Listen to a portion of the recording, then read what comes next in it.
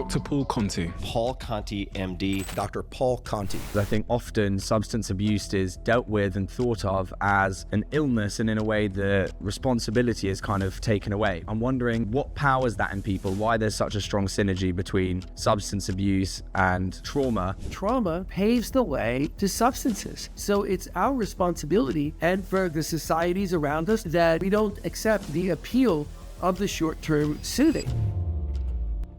Intergenerational trauma, so for example the trauma of the Jewish people and the Holocaust kind of gets passed on. Children, for example, of Holocaust survivors had higher levels of anxiety, and traumas that are perpetuated during wartime have been seen mostly through a criminal lens. But now that the conception has shifted to say that trauma can affect that person not only for the rest of their lives, but it can affect their children.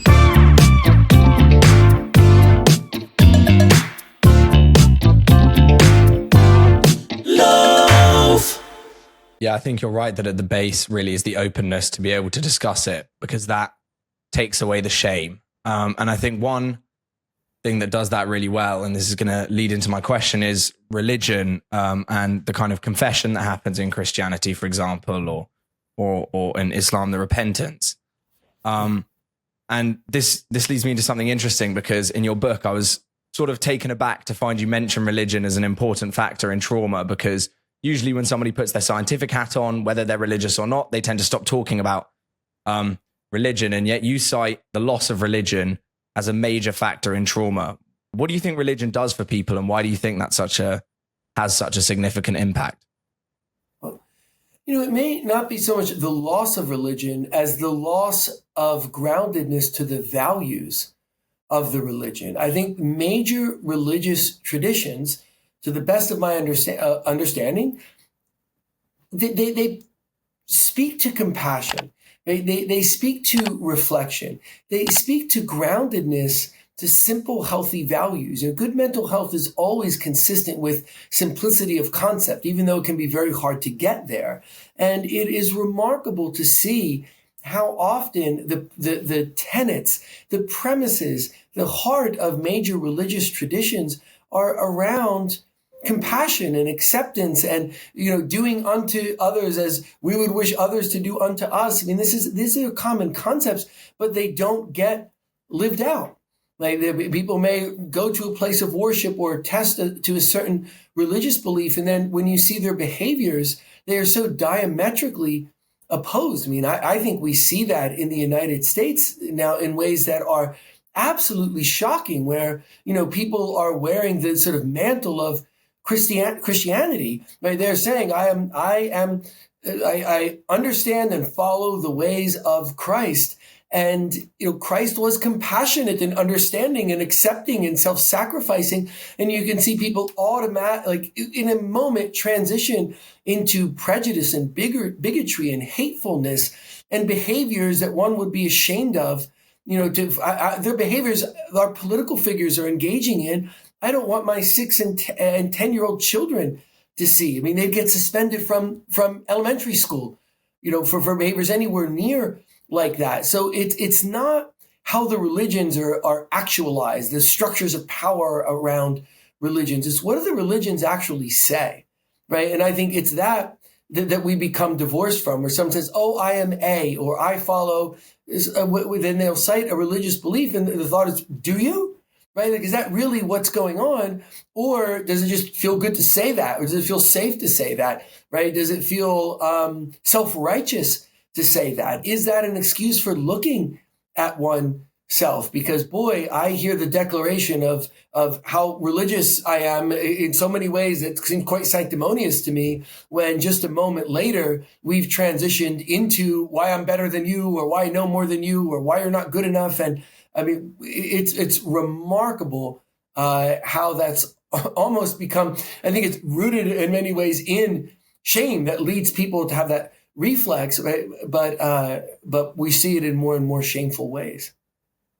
Yeah, it's interesting, because I feel in some sense religion can help with certain values, but there's also a sense of divisiveness, as you seem to kind of pick up on.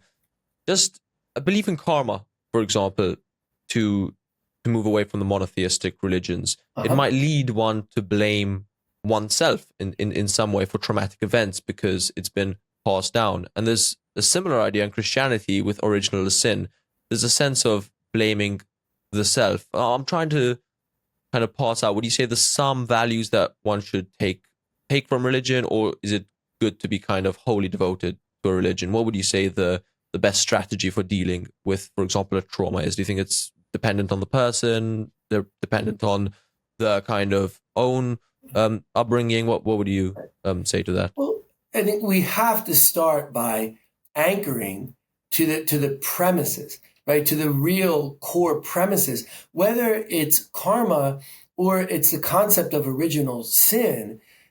Those concepts don't take away our responsibility for ourselves. I mean, my understanding of original sin is saying, look, we are not perfect. There's the imperfection within us that will lead us to do things, right, that aren't great and that we don't feel proud of. That's not a license to just go and do whatever we choose, right? It's telling us we are supposed to strive for being the best that we can be. We are supposed to strive for better karma, for working against the weight of original sin through compassion and good deeds in the world around us. So let's understand the concepts first. And very, very often, people will cite, huge anchoring concepts like karma or original sin with no understanding of what they mean. The idea is to work towards agency, gratitude, humility, empowerment, right? Towards being the people we want to be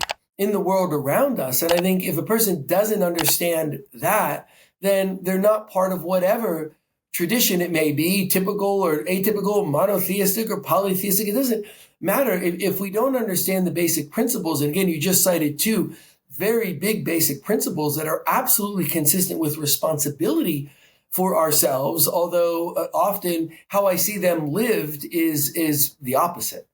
Ever shown up to the beach with a big bush, getting rejected left, right and centre, so you have to walk away with your pubes between your legs? Then get yourself a Manscaped and rule the beach. Wear your shorts with no shame. Get the Performance Package 5.0 Ultra now with a discount code LOAF to get a full 20% off, so that your baguette leaves no crumbs. Hey guys, hope you enjoyed the clip from our interview with Dr. Paul Conti. Drop a like and subscribe for more content. If you have any thoughts, leave a comment down below. If you'd like to check out the full interview, you can click right here. Stay tuned for more.